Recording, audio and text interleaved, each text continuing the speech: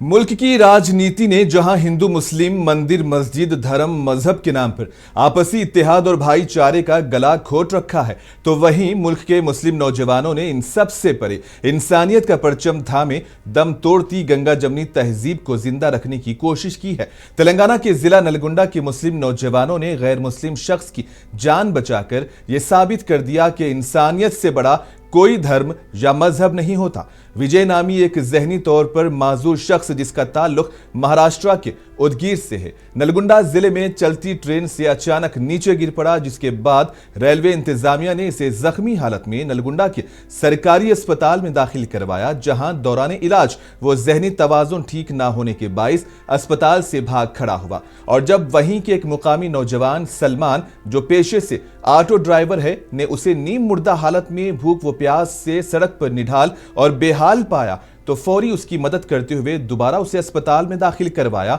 और जब वो मुकम्मल तौर पर सेहतयाब हुआ तो मुस्लिम नौजवानों अजहर, सलमान और शुएब ने 700 किलोमीटर तवील फासला जाती खर्च पर तय करते हुए कार में उसे उसके घर सही सलामत पहुंचाया, जिसके बाद घर वालों ने नौजवानों का शुक्रिया अदा किया। इन मुस्लिम नौजवानों का यह इक़दाम उन लोगों के मुंह पर जोरदार तमाचा है जो मुल्क की पुरअमन फिजा में हिंदू मुस्लिम के तासुब का जहर घोल रहे हैं, और उन नाम निहाद तंजीमों के लिए भी बाइस तहरीक है जो समाजी फलाही काम के नाम पर अवाम से चंदा बटोर कर खुद की जिंदगियों को खुशहाल बना रखा है।